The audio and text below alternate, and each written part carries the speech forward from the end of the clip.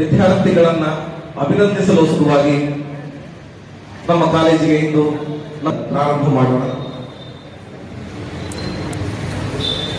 ಅನುಭವಿಯಾದವ ಶಾಂತಿಯಯ್ಯ, ವಚಿಸಿ ಅನುಭವಿಯಾದವ ಪಂಡಿತರಯ್ಯ. ವಿದ್ಯೆ ಎಂಬುದು ಅಭ್ಯಾಸಿಕನ ಕೈವಶ, ಅವಿದ್ಯೆ ಎಂಬುದು ಸರ್ವರಲ್ಲಿ ವಶ.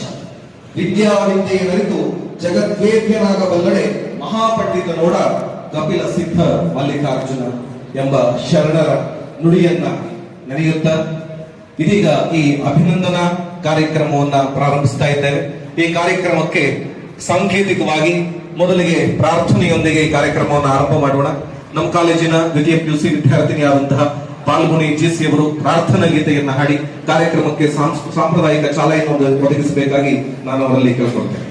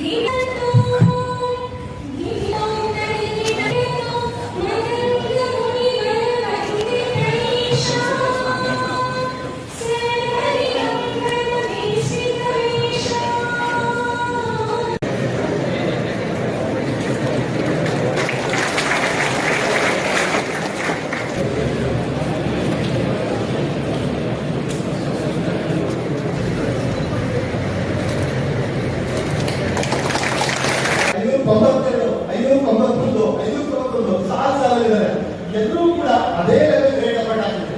ಇನ್ನ ಕಾಂಪಿಟೇಟಿವ್ ಎಕ್ಸಾಮ್ ಬರೋದಾದ್ರೆ ಈ ಹಾಸನ ಹೊಸರಿ ಜಿಲ್ಲೆ ಇದೆ, ಟೋಟಲ್ ಜಿಲ್ಲೆಗೆ 297 ರ್ಯಾಂಕರ್ಸ್ ರ್ಯಾಂಕ್ ತಗೊಂಡು 10,000 ಒಳಗೆ ನಮಗೆ ಸಿಕ್ಕೋ ಎಲ್ಲ ಕಲೆಕ್ಟೆಡ್ ಡೇಟಾ ಪ್ರಕಾರ ನಮ್ಮ ಕಾಲೇಜಲ್ಲಿ 10,055 ಮಕ್ಕಳು ರ್ಯಾಂಕ್ ತಗೊಂಡ್ರು.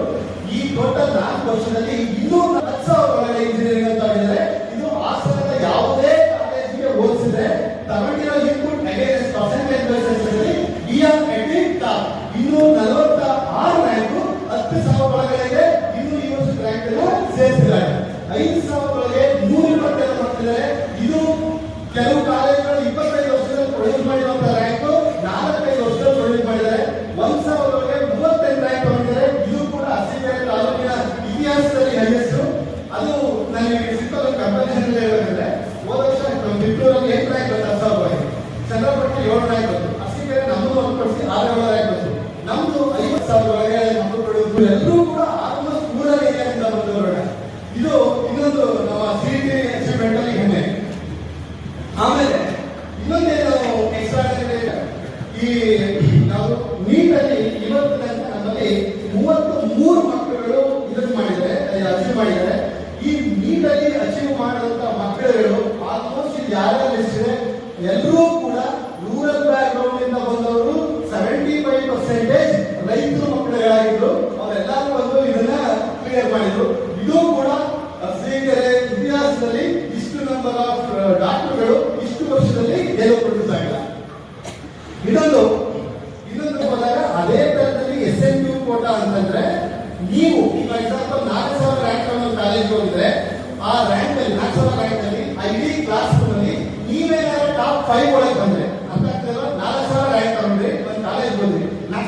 ಒಂದು ಕಾಲೇಜ್ ಹೋಗ್ತಾರೆ. ಆ ಕಾಲೇಜಿನ 80 ಮಕ್ಕಳಲ್ಲಿ ಪರ್ಸೆಂಟೇಜ್ ವೈಸ್ ಇವರೇ ಟಾಪ್ 5 ಒಳಗಿದ್ರೆ SNQ ಕೋಟಾ ಅಂದ್ರೆ ಸೂಪರ್ ನ್ಯೂಮರಲ್ಲಿ 2 ಲಕ್ಷ 1 ಲಕ್ಷ ಫೀಸ್ ಆದಲ್ಲಿ 25,000 ಮಾತ್ರ ದುಡ್ಡನ್ನು ಮಕ್ಕಳು ಕಟ್ತಾರೆ ಸೂಪರ್ ನ್ಯೂಮರಿ ಕೂಡ. ಇಡೀ ಟೋಟಲ್ ಹಾಸನ ಡಿಸ್ಟ್ರಿಕ್ಟ್ ಹಿಸ್ಟ್ರಿಯಲ್ಲಿ ಹೈಯೆಸ್ಟ್ SNQ ಕೋಟಾ ಬಂದಿರೋದು KPS ಕಾಲೇಜು.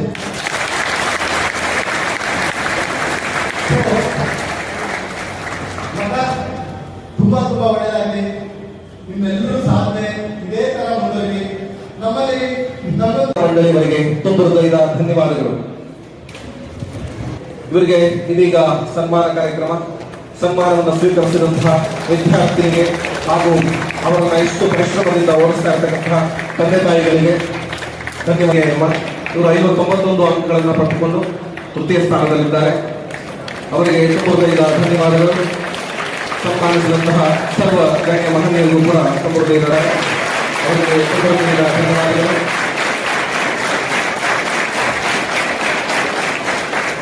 SSLCಯಲ್ಲಿ 88% ಅನ್ನ ಗಳಿಸಿದಂತಹ ವಿದ್ಯಾರ್ಥಿನಿಯರು ಇದೀಗ 98% ಅನ್ನ ದ್ವಿತೀಯ PUCಯಲ್ಲಿ ಪಡ್ಕೊಂಡಿದ್ದಾರೆ. ಅವರಿಗೆ 7%ಗೆ ಉನ್ನತಿಯನ್ನ ಗಳಿಸಿಕೊಂಡಿದ್ದಾರೆ. ಪವನ್ HP, ನಯನ MS, ಭಾರವಿ SS,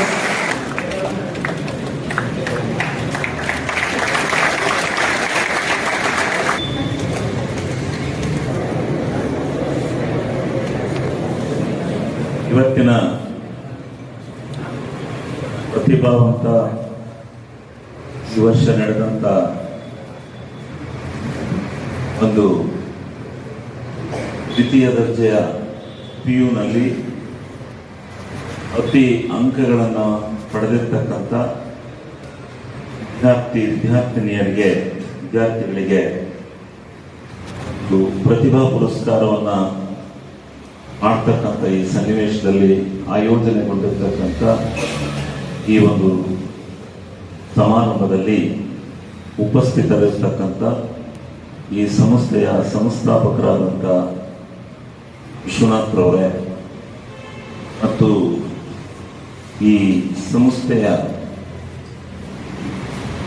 ಇಲ್ಲಿ ಪ್ರಿನ್ಸಿಪಾಲ್ ಆಗಿ ಕೆಲಸ ಮಾಡ್ತಾ ಇರ್ತಕ್ಕಂಥ ಪ್ರಿನ್ಸಿಪಾಲ್ ಅವರೇ, ಸಹೋದ್ಯೋಗಿ ಎಲ್ಲ ಉಪಾಧ್ಯಾಯ ಬಂದವರೇ ಮತ್ತು ಈ ವರ್ಷ ಇಡೀ ರಾಜ್ಯಕ್ಕೆ ಇಡೀ ಜಿಲ್ಲೆಗೆ ತಮ್ಮ ಹಿರಿಮೆಯನ್ನು ಅರಸೀಕೆರೆ ತಾಲೂಕಿನ ಹಿರಿಮೆಯನ್ನು ಎಲ್ಲ ಕಡೆ ನಿರ್ಧರಿಸಿರ್ತಕ್ಕಂಥ ಅಂಶಿತ 593 ಅಂಕಗಳನ್ನು ಪಡೆದು ತಾಲೂಕಿನ ಟಾಪರ್ ಆಗಿ ಇವತ್ತು ಇಡೀ ತಾಲೂಕಿಗೆ ಹೆಸರನ್ನು ತಂದಿರತಕ್ಕಂಥ ಅವ್ರಿಗೆ ನನ್ನ ವೈಯಕ್ತಿಕವಾಗಿ ಬಹಳ ಮಟ್ಟದ ಅಭಿನಂದನೆಯನ್ನು ಅವರಿಗೆ ಸಲ್ಲಿಸ್ತೇನೆ.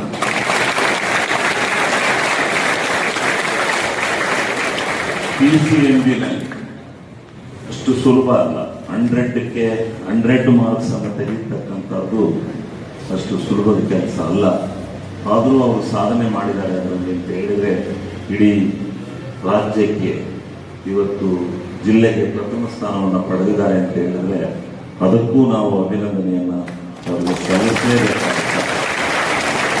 ಮತ್ತು 1 ಜನ ಬಹಳ ಉತ್ತಮವಾದಂಥ ಮಾರ್ಕ್ಸ್ ಅನ್ನು ತೆಗೆದಿದ್ದಾರೆ ವಿದ್ಯಾರ್ಥಿನಿಯರು.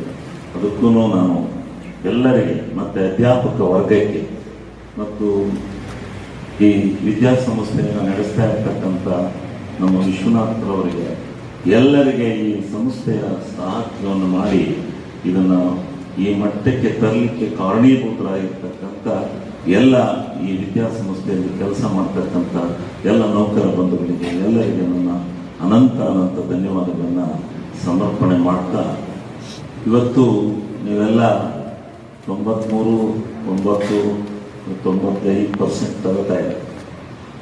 ನಮ್ಮದು ಒಂದು ಕತೆ ಹೇಳ್ತೀನಿ ಕೇಳಿ. ನಾವು 2075ನೇ ಇಸ್ವಿನಲ್ಲಿ ನನ್ನ ಹೆಸರು ಇಲ್ಲ. ಒಂದೇ ಸಾರಿ ಪಾಸ್ ಆದಂಥದ್ದಿಲ್ಲ. ಆಮೇಲೆ ಕಟ್ಟಿಗೆ ಪಾಸ್ ಆಗ.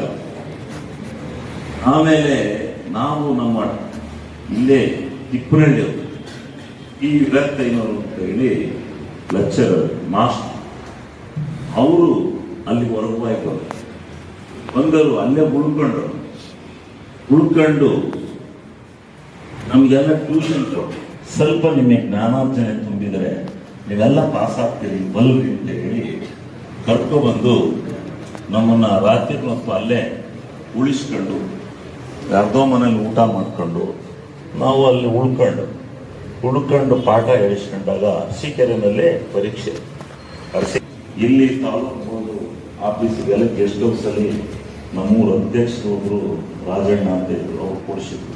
ಅಲ್ಲಿ ಊಟ ಮಾಡಿಕೊಂಡು ಅದು ಮನೆಯಿಂದ ರೊಟ್ಟಿ ಕಟ್ಟಿಗೆ ಬಂದು ಬೆಳಿಗ್ಗೆ ತಿಂಡಿ ರೊಟ್ಟಿ ತಿಂದು ಪರೀಕ್ಷೆ ಬಗ್ಗೆ ಕೂತಿದ್ರು. ಆಮೇಲೆ ಮಧ್ಯಾಹ್ನ ಒಂದು ಊಟಕ್ಕೆ ವ್ಯವಸ್ಥೆ ಮಾಡಿದ್ರು. ಅದೇ ಒಂದು ದೊಡ್ಡ ಸುದ್ದಿ ಅಂದ್ರೆ ಗಣಸಿ ಹೋಗ್ಲಿಕ್ಕಲ್ಲೇ ಒಂದು ದೊಡ್ಡ ಸುದ್ದಿ. 12 ಜನ ಗಣಸಿ ಸಂತತ ಪಾಸ್ ಆಗಿದಾರಂತೆ. ಈ ಸಾರಿ ರಿಸಲ್ಟ್ ಬಂದಿದೆ ಅಂತ ಆ ಮಾಸ್ಟ್ರು ಕಾರಣ ನಮ್ಮೂರಿಗೆ ಬಂದು ರಿಸಲ್ಟ್ ನೋಡ್ಕೊಂಡು ನಮ್ಮೂರಿಂದ ಬಂದು ರಿಸಲ್ಟ್ ನೋಡ್ಕೊಂಡು ವಾಪಸ್ಸು ಹೋದೆ. ನಮ್ಮೂರಿಗೆಲ್ಲ ಗೊತ್ತಾಗ್ಬಿಟ್ಟಿದೆ ಪಾಸ್ ಆಗ್ಬಿಟ್ಟಿದ್ದಾನೆ ಅಂತೇಳಿ ಗೊತ್ತಾಗ್ಬಿಟ್ಟಿದೆ. ನಾನು ಹೋಗ್ತೀನಿ, ನಮ್ಮೂರಲ್ಲಿ ಏನು ಬಿಟ್ಬಿಟ್ಟಿದ್ದಾರೆ ಜನ. ಆಮೇಲೆ ಹೋದಾಗ ನಮ್ಮೂರಲ್ಲೆಲ್ಲ ಪಾಪ ಆರ್ತಿ ಬೆಳೆದವ್ರು ಕೇಳ್ತಿರೋ, ಇದು ಬೆಳೆದವ್ರು ಕೇಳ್ತಿರೋ ಎಲ್ಲ ಬಂದು ನಮ್ಮೂರಲ್ಲಿ ಒಂದೇ ಸಾರಿ SLC ಪಾಸ್ ಮಾಡಿರೋದು ಅಂತ ಅಷ್ಟೇ. ಇನ್ನೇ ಒಂದೇ ಸಾರಿ ನಾನೇನು ಫಸ್ಟ್ ಕ್ಲಾಸು ಬಂದಲ್ಲ, ಸೆಕೆಂಡ್ ಕ್ಲಾಸು ಬಂದಲ್ಲ, 3rd ಕ್ಲಾಸ್ ಬಂದಿದ್ದೆ. 242 ಮಾರ್ಕ್ಸ್ ತಂದಿದ್ದೆ ಅಷ್ಟೇ. 242 ಮಾರ್ಕ್ಸ್ ತಂದಿದ್ದೆ. ಅಷ್ಟಕ್ಕೇನೆ ಅಷ್ಟೊಂದು ಗೌರವ ಸನ್ಮಾನ ಇರತೆಯಲ್ಲಿ ತುಟ್ಟ ತುದಿಯನ್ನು ಮುಟ್ಟಿಬಿಟ್ಟಿದೆ. ಆದ್ದರಿಂದ ಇವತ್ತು ಆ ವೈಜ್ಞಾನಿಕತೆಗೆ ತಕ್ಕಂಥ ವಿದ್ಯಾಭ್ಯಾಸವೂ ಬಂದಿದೆ. ಎಲ್ಲ ವ್ಯವಸ್ಥಿತವಾಗಿರ್ತಕ್ಕಂಥ ವಿದ್ಯಾಭ್ಯಾಸವನ್ನು ಕೊಡ್ತಕ್ಕಂಥ ಇಂಥ ದಾತರು ಹುಟ್ಕೊಂಡಿದ್ದಾರೆ. ಸರ್ಕಾರದಲ್ಲಿ ಇಂಥ ವಿದ್ಯಾಸಂಸ್ಥೆಯನ್ನು ಇದನ್ನು ಕೊಡ್ಲಿಕ್ಕೆ ಸಾಧ್ಯ ಇಲ್ವಾ ಅಂತ ನೀವು ಕೇಳ್ಬೋದು.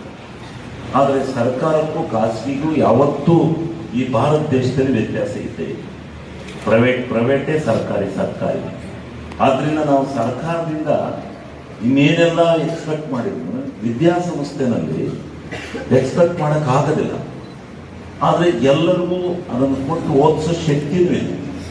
ಬಡವರು ಮಕ್ಕಳಿದ್ದಾರೆ, ಓದಿಸ್ಲಿಕ್ಕೆ ಸಾಧ್ಯತೆ ಆಗ್ತಾ ಇಲ್ಲ. ಇವತ್ತು ಓದಿಸ್ಬೇಕು ಅನ್ನೋ ಹಂಬಲದಲ್ಲಿ ಅರಸೀಕೆರೆ ಏನಿದೆ, ನಮ್ಮೂರಿಗೆ 30 ಕಿಲೋಮೀಟರ್ ಆಗುತ್ತೆ. 15 ವ್ಯಾನ್ ಜನ ತುಂಬ್ಕೊಂಡ್ಬರ್ತಾರೆ ಮಕ್ಕಳು. ಇಷ್ಟು LKG UKG ಮಕ್ಕಳನ್ನ ಅಲ್ಲಿಂದ ತುಂಬ್ಕೊಂಡ್ಬಂದು ಏನು ನಮ್ಮ ಜನಕ್ಕೆ ಇವತ್ತು ಆಶಾಭಾವನೆ ಬಂದಿರತಕ್ಕಂಥದ್ದು, ನನ್ನ ಮಕ್ಕಳನ್ನ ಇಂಗ್ಲೀಷ್ನಲ್ಲಿ ಓದಿಸ್ಬೇಕು, ಖಾಸಗಿ ವಿದ್ಯಾಸಂಸ್ಥೆಯಲ್ಲಿ ಓದಿಸ್ಬೇಕು, ಅವರನ್ನ LKG UKGಯಿಂದಲೇ ಇಂಗ್ಲೀಷ್ನಲ್ಲಿ ಸೇರಿಸಿದರೆ ಅವರು ಪ್ರಥಮವಾಗಿರ್ತಕ್ಕಂಥ ಸ್ಥಾನವನ್ನು ಪಡೀತಾರೆ. ಅವ್ರು ಏನಾದರೂ ಮುಂದೆ ಈ ವೈಜ್ಞಾನಿಕ ಲೋಕದಲ್ಲಿ ಒಂದಲ್ಲ ಒಂದು ನೌಕರಿಯನ್ನು ಹಿಡಿತಾರೆ ಇರ್ತಕ್ಕಂಥ ಭಾವನೆಯಿಂದ ಎಂಥ ಕೂಲಿಕಾರರ ಮಕ್ಕಳು ಸಹಿತ ಇವತ್ತು ಆ ವಿದ್ಯಾಭ್ಯಾಸಕ್ಕೆ ಒತ್ತು ಕೊಡ್ತಾ ಇದ್ದಾರೆ. ಒತ್ತು ಕೊಟ್ಟು ಸರ್ಕಾರಿ ಶಾಲೆಗಳೆಲ್ಲ ಇವತ್ತು ನಮ್ಮೂರಿನಲ್ಲಿ ನಾನು 5 KPSC ಶಾಲೆಗಳನ್ನು ನಾವು ಈಗ ತರ್ತಾ ಇದ್ದೀವಿ.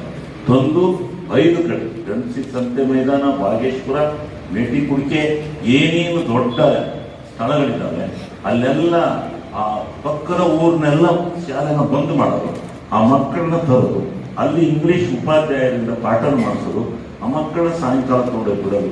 ಈ ರೀತಿ 5 KPSC ಶಾಲೆಗಳನ್ನು ತೆರೆಯತಕ್ಕಂಥ ಕೆಲಸವನ್ನು ಈಗ ನಾವು ಮಾಡಿ ಈ ಸಾರಿ ಮುಂದಿನ ಸಾರಿಗೆ ಬಿಡಿಯಾಗ ನಾನು ಎಲ್ಲ ಎಕ್ಸ್ಪೆಂಡಿಚರ್ ಕೇಳ್ತಾ ಇರ್ತೀನಿ. ಅಂದರೆ ವಿದ್ಯಾದಾನ ಒಂದು ಮಹತ್ವಪೂರ್ಣವಾದಂಥ ದಾನ.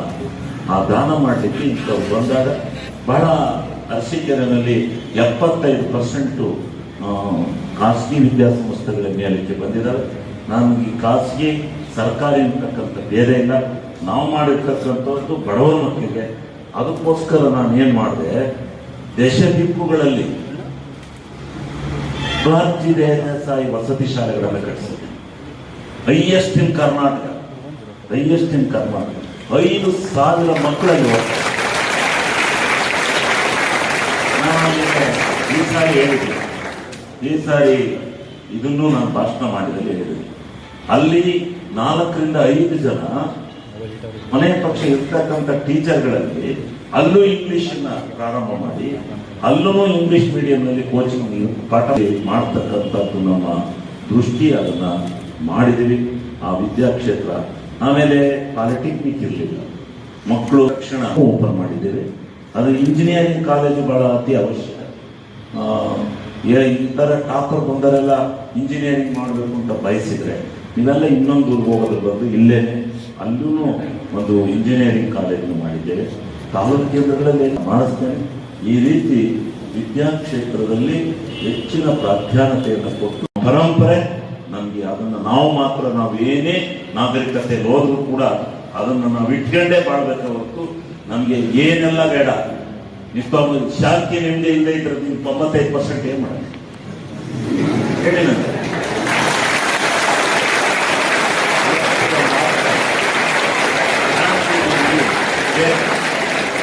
ಶಾಂತಿ ನಿಮ್ದಿದೆ.